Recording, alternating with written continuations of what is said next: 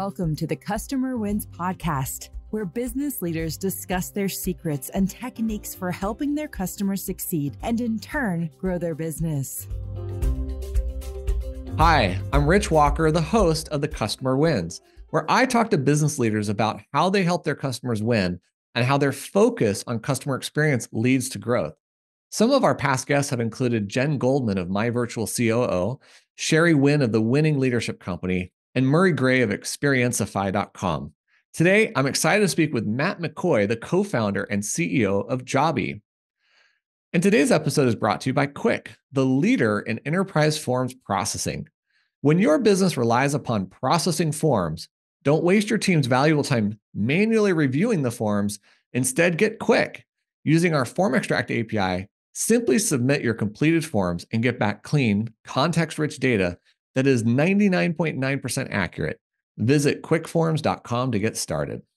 All right, Matt McCoy is a serial entrepreneur who started his first business at age 18, cleaning and repairing barbecues. He later received an investment deal for $500,000 on TV while in college.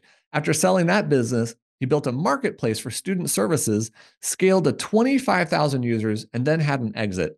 Now he helps others build thought leadership content on LinkedIn through his company Jobby and hosts the 60-Second podcast. Matt, welcome to the Customer Wins. Hey, Rich. Thanks for having me. I'm excited to be here. Oh, I'm excited for you to be here too.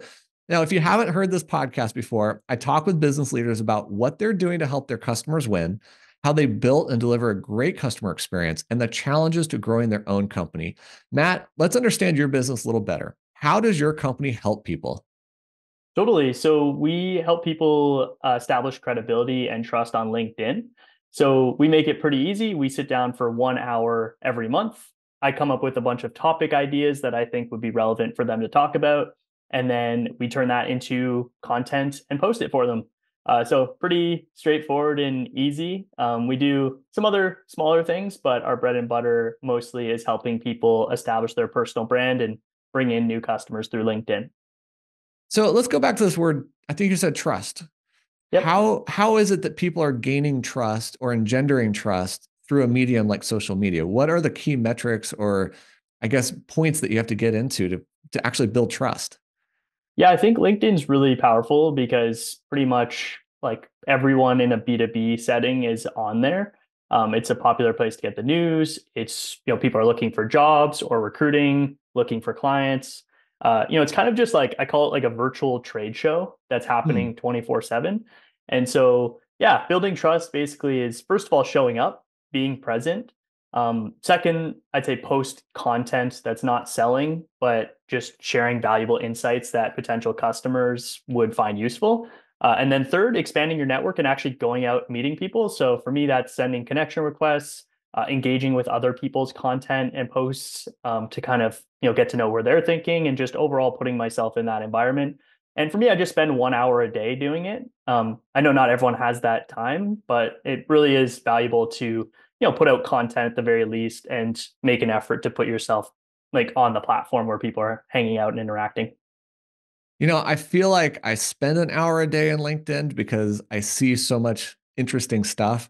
With this podcast, we put out clips, and so I'm constantly looking at those coming out. We do 3 of those per day. But I often wonder, like, what is it that makes you valuable online? Is it just a post? Is it your company? Or is it commenting on others? What do you think is really driving the most trust and the most rapport with others when you're doing a social media platform like LinkedIn? I think the biggest thing is doing like serving others. So doing things that will help others first. So I think a big misconception or mistake when people are interacting with these platforms is they're going directly to sell or they're going directly to push something on people. And like, I don't know about you, I've never met someone who wants to be sold or never met someone Right. who actually wants to just be pushed a product. And so, yeah, I think going in with the mindset that you're just genuinely trying to meet people.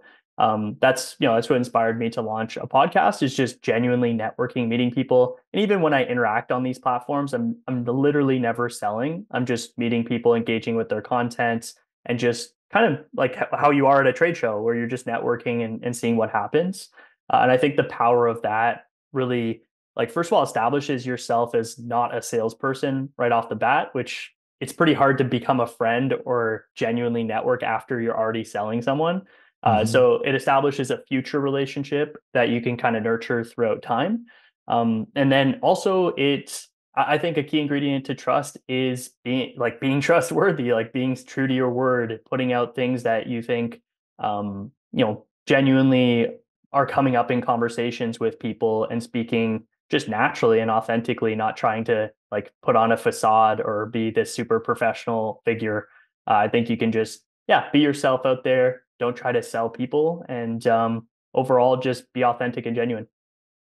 I struggle with this. I mean, honestly, I think a lot of people do. And I struggle with, okay, I've got this great content in the podcast. It's other people's thoughts that are being presented. Sometimes it's mine, sometimes it's intermixed. And then sometimes I'll post something totally different. Like one of the highest ranked posts I ever did was of me and my cold plunge. I don't talk about it that much unless I'm in person with somebody. It has nothing to do with my business, but that was what everybody was talking about. In fact, one of my podcast guests wrote to me recently, like, Rich, you totally inspired me. I'm totally into cold plunging now. Like, what happened here? So, Matt, tell me what happened. What did I do? I think you're just real, right? Like you're just doing real life things. It's a little bit, off the cuff, a little bit more unique. Like, when you're posting real stuff, you don't have to post like you walking your dog, but you can post like, relatively interesting, cool things that are just you. And so, yeah, I think subconsciously you build a lot of rapport because people see that. They're like, huh, that's interesting. That's worth me spending my attention and looking at. So yeah, I don't think it's too surprising if I see someone doing a cold plunge. I just like have to watch it because I know they're gonna I know they're gonna go through some sort of hell. So it's just fun to watch and it's interesting. And yeah, if I saw Rich, who also does all these other things, I'm like, oh, this is interesting. It got me to look at your content, look at your page, and maybe establish a relationship from there. So I want to put this in a different context because I think you also mentioned thought leadership, Mhm. which I want to come back and define a little bit. But I think a lot of people, when they say, I want to be a thought leader, I want to be thought of as a thought leader, it's you have to come up with all these great thoughts. Oh, I got to tell you Mhm. about this great quote. I've got to tell you about this great like dynamic I have with my team member, something like that. And you think so hard about what am I going to write about? What am I going to post about today? And then you have all these doubts or questions like, should I post that or not? And then I post the stupid cold plunge. So Yeah. aside from thought leadership stuff, how much should people be posting about their personal lives that to intermix in this networking kind of building rapport environment that LinkedIn can be? Because this is not Facebook, right? It's not all about my puppy. Yeah, totally. Well, I think I think a lot of people are thought leaders. They just don't post anything. So they, when people meet them, people are like, you're an expert in your space. Like, you know what you're talking about. So I think a lot of people are thought leaders. They're just not thought leaders online. So I think there is a certain skill set to transition what you're doing with your colleagues and with your customers and moving that online. And for me, like, I certainly don't think about posting every day. I do it once a month. And that's kind of the system we do with our clients. I do it for myself. Like I don't just do something and say, hey, you should do this, but don't do it myself. So yeah, I sit down with my co-founder. We literally talk for an hour. Sometimes we just come up with the ideas on the spot. And then I say, what I think. He gives me live feedback, kind of like coaches me through it. And then we get to like an interesting message. So yeah, for us, it's 1 hour a month. And I post either once or twice per week. So that's just my personal preference because a lot of mine are me talking. And, I think there's like a limit as to how many times per week you should post yourself talking. But if you're posting different things, different variety, I think there's no problem with posting more often as long as you're consistently adding value and helping people. Like Gary Vaynerchuk, I think he posts like 7 times a day on LinkedIn and like everyone Yeah. loves him still because every time he posts, like you're not being sold to, you're getting value. And so he's really good at transforming or like moving his thought leadership in real life into online content. So yeah, that's a But long-winded answer. he probably didn't start that way because now today, however long his career has been, 10, 20, 30 years, whatever it is, he's got a body of knowledge and a network of people and a team behind him. But somebody else starting out, they're not going to post that often. And I love what you said. I mean, once a week, once a month, that's really all you need to really put yourself out there from the thought leadership standpoint. But then the rest of the time that you're on LinkedIn, you're what? You're interacting with others, you're making comments, what? Yeah, I'm networking. So for me, I guess there's two main functionalities of LinkedIn. It's either sending connection requests or commenting and engaging with other people's posts. So yeah, usually when I send a connection request to someone and I interact with them, I just hit the notification bell on their profile. And so then I just, instead of going through my feed every time, I just go through, like, I'll have like 100 notifications in a day, and I'll kind of go through those and engage with people like whose content I've come across and was interested in. And yeah, with Gary Vaynerchuk, by the way, he did start doing this right away. Like, he had his dad's wine business. He brought it online, and the only way he knew how to sell online was just to put himself out there and talk about it. Hmm. So yeah, he literally just started talking about wine. It was the only thing he knew. So he talked about wine. And then Wow. once he like showed the roadmap, because I think they went from like 0 to 50 million in a matter of a span of a few years, because they were one of the only online wine retailers. Once he was a thought leader in wine, and everyone early on probably thought this guy knows everything about wine, and now he's the marketing guy because Yeah. he's just like, hey, I did this for wine, now I can do this, in general. So Man, yeah, that's awesome. That is awesome. I actually didn't know that story. That's awesome. yeah, he's um, he's a cool guy for sure. I want to ask you about connections because early on, I started my LinkedIn profile a really, really long time ago. And I made a rule of myself, which is I get so many requests. I only want to connect with people that I've had an interaction with, preferably Zoom, phone, or even in person. Otherwise, I don't want to accept the connection request. What's your philosophy on connecting to people? Yeah, I think there's two ways to see it. Like, either you want to know all your connections personally, or you kind of use the connection request function as a way to get to know people. For me, it's the second. Like, I'd say like most cool people I've met in some way or another were strangers that I either met at an event, met on LinkedIn, met it through an email.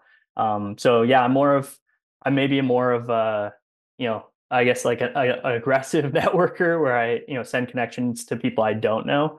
But I think there's a line, right? Like, if you send connection requests and you're just going to inundate someone's inbox with an automated sequence of like six selling emails, then there's probably, like, I don't know anyone who's going to actually buy from someone who does that. But for me, I come up with just like a funny LinkedIn message. Right now, I say like, hey, I searched up the coolest person on LinkedIn and you came up. And then I say, like, all kidding aside, you have a cool profile, would love to connect.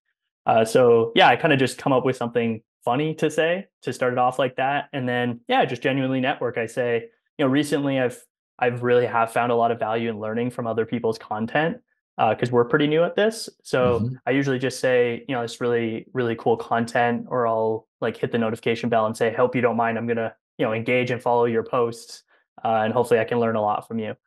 So nothing really to sell, and it's just kind of a way that I network.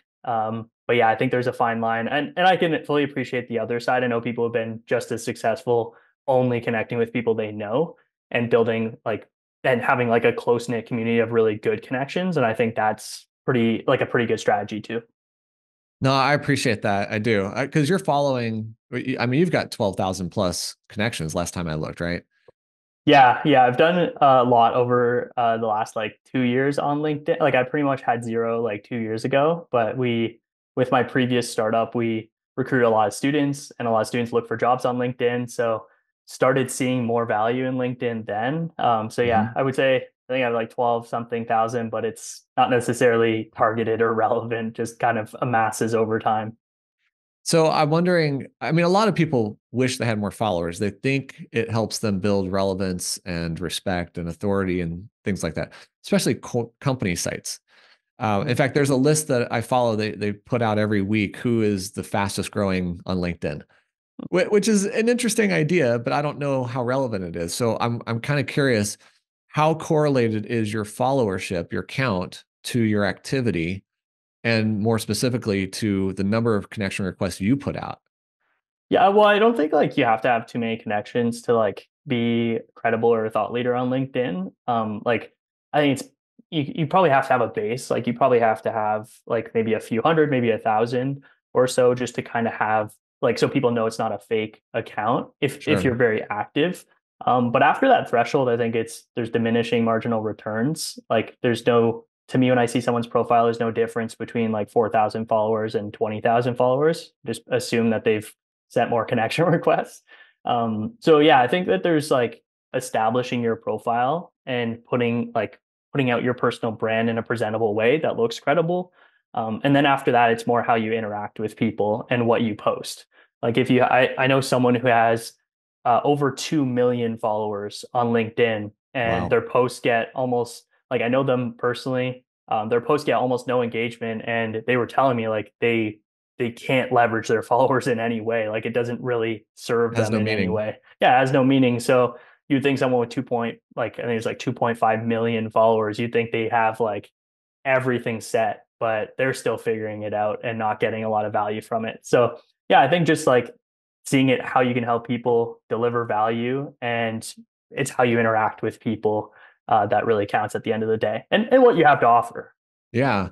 Well, I love that. That actually gives me a lot of peace because I don't send out connection requests every day or even every week. I try to do it according to how I meet people, when I meet people, go to a conference, for example, have people on the podcast, and I'm meeting people that way, of course.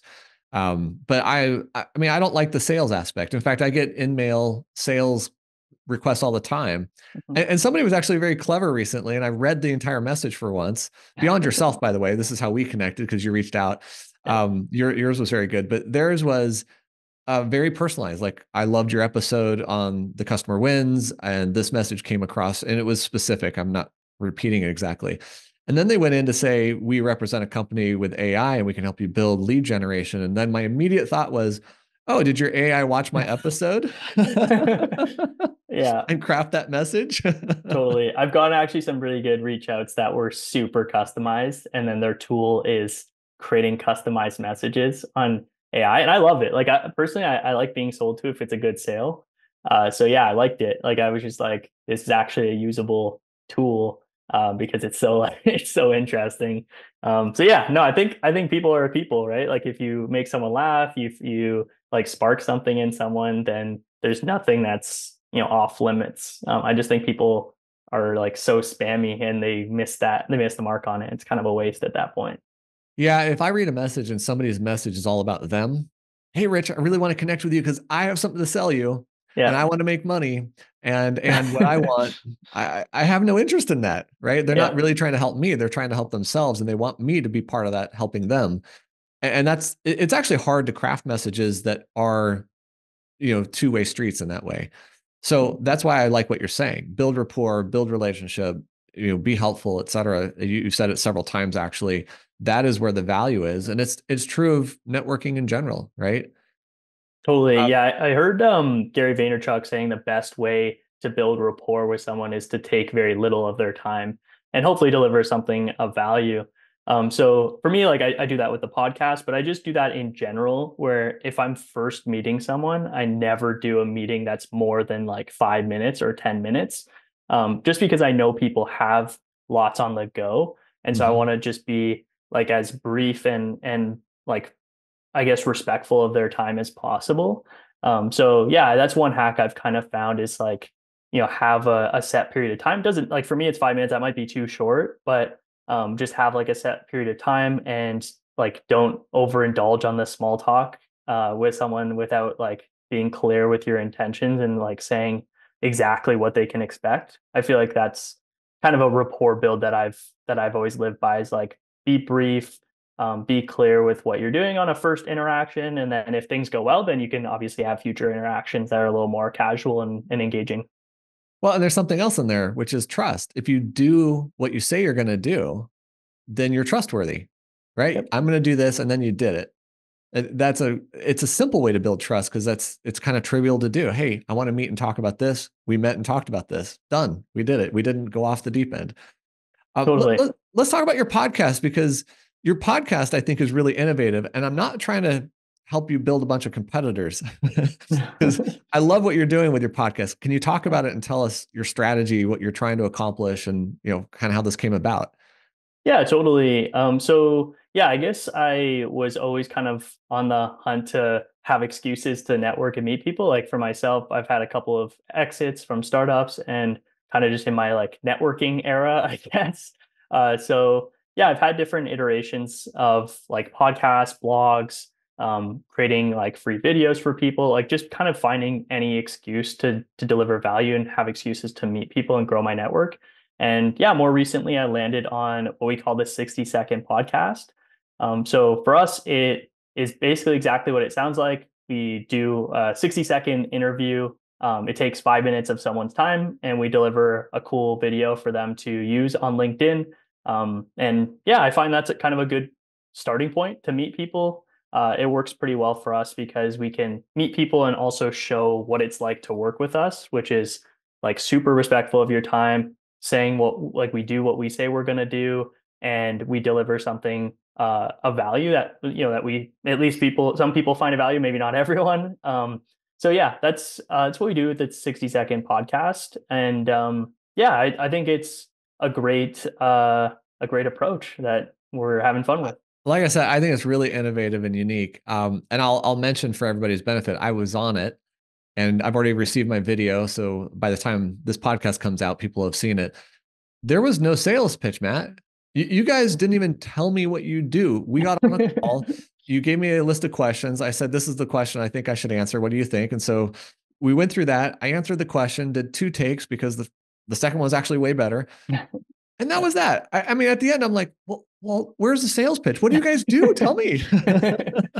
Yeah, no, it's I guess just kind of a way to really show that like we're serious when we say something. Like 5 minutes is 5 minutes. We'll respect that. And hey, if there's we kind of assess it too. Like if someone really did a great job on the video and we look at their business kind of after the fact, we're like, hey, there might be some value here. Then we might have another chat afterwards and kind of just like talk conversationally, like, hey, how'd you like the experience? How'd you like the video? Like, is this something that's relevant for you? And then we kind of talk about the workflow that we do with others. Like, it's very conversational. It's very like on the same team as them. And we like only want to help people we can actually help. Like I've tried to force sales pitches early on, like not necessarily with this service, but with others where it's like, I want the sale so badly, so I'm pushing it. But now I don't really do that. Like now I find like you gotta have to be an assistant buyer to the person. You have to be on their team. It has to actually have results. And like with our service, it's more of a long-term relationship. It's not super high cost. And so like it really relies on that long-term relationship to be meaningful for either side. So yeah, it just works really well for us to do this. And yeah, you're right. We never sell anyone. And even afterwards, we never sell anyone. We just see, if it's a good fit or if it's not, depending on how it goes. There's an old adage in sales, people buy from people they like. Mhm. How do you like somebody if you're just meeting them for the first time? If you haven't built rapport and trust, how do you like them enough to buy from them? And what you're talking about is, I'm going to build rapport with you. I'm going to have some 5 minutes, 10 minutes with you to get to know you a little bit. We're going to talk about something. We're going to connect on LinkedIn. We're going to cross post, et cetera. This is how I view my podcast in some ways. Like I get to meet you and we get to talk about these things and build this rapport and this friendship.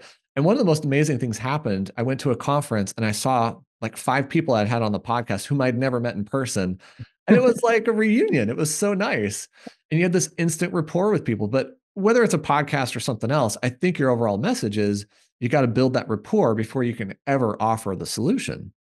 Totally. Yeah. I think it's like, I don't know, like my fiance and I are looking for houses right now. And it's kind of like a realtor. Like I say like, when we're looking for a realtor, I give them like a whole background on us and like the full scoop. And then I say like, hey, we're not necessarily going to like jump on anything, but we have very specific tastes and preferences. So like, if you happen to come across that, then we'd love to go see it. So yeah, it's kind of like that. And if they're immediately trying to like, they're sending me the 3 follow-up texts the same day, trying to get me, like trying to push me on their email list, trying to push me their stuff, I'm just like, well, that's not a teammate in the buying process. I want someone who's doing the opposite.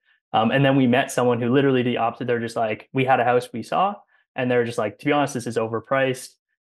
Like these are all the issues with it. We like based on what you're saying, and even just myself, because they also bought houses and like did renos and stuff like that. So they basically talked us out of it. And I was just like, that's like a true like buying partner and someone that I have this rapport and trust with. So they took the build the relationship first and then, see if you can sell afterwards approach. And it's probably a lifelong relationship now. I love that. Be the buyer's assistant, be on their side of the table. I love that, man. That is so great. Let's go back to artificial intelligence. Your world is LinkedIn. So what is happening in LinkedIn with AI? What impact is AI having in the LinkedIn world? I think it has a lot. So for us, we try to do the AI stuff behind the scenes, and then anything like in front, like front facing, I actually don't use any AI. So like, for example, sending connection requests to people, a lot of people just use those bots that will Mm. automatically send out a bunch of connections. I'm more like, I always do that by hand. So I kind of hand select who I'm reaching out to. Likewise, with like engaging with people's posts, I'm kind of finding selective people that I think are interesting, actually do post good content, connecting with them, commenting on their posts. And yeah, in terms of like we do video, which I guess pretty soon will probably be AI because people just like, use like a deep fake or just like these tools. Like I'm seeing what Google is doing, what OpenAI is doing with video. So they might like crush us, but at least for now we focus on video. So you can't really AI your face yet. So that's what I don't use AI for. But in terms of the backend systems and stuff, I think there's like 95 steps in our entire flow. And I'd say like at least 60% are done with AI in some way, shape, or form. So Nice. we use AI a lot on the project management side, helping with editing videos, helping with pretty much like everything on the back end that we do is assisted in some way with AI or just really good technology that other companies have built. Yeah, I think that's a smart approach. You focus on how to create efficiency in your workflow, your process, but leave the authenticity to you, the human, to be the front facing thing. And I feel the same way. If I get all sorts of different requests from people, they're not the people I want to meet. Mhm. It's actually rare that I see somebody want to connect with me whom I actually want to meet, and therefore I accept their request. Do you know how many people want to sell me software services every day? Like, I don't care. Yeah, 100%. Yeah, I think AI, like a lot of people are using it for the front facing stuff, like content, like written content, emails, like interactions like that. But like it's still so sus when you do that. Like I feel like it's so obvious that it's almost like an instant rapport killer. Yeah. So yeah, I don't know. I think AI, everyone's using it now. So it's just like more of like, what's your AI strategy? How are you thinking about it? Some people I've seen like they're all in on AI content, and I'm just Mhm. like, well, I think AI content is kind of it's usually pretty trash. Sometimes it's helpful though, it comes up with ideas and stuff like that. But I think like as soon as you break your authenticity once, you're kind of screwed with that Yeah. person, that relationship. And at the end of the day, you're buying, like people always buy from people in a B2B setting. So yeah, I just try to use tech to enable as much of the authenticity to come out as possible. Do you have a favorite AI tool you'd want to share with the audience? Probably, I mean, there's probably a few at this point. I'm trying to think. Um, I think in the video space, Opus AI is pretty good in terms Opus is of cool. yeah, in terms of like cutting up videos. I'm sure you've experimented with it in like cutting up these episodes. So yeah, it's really good.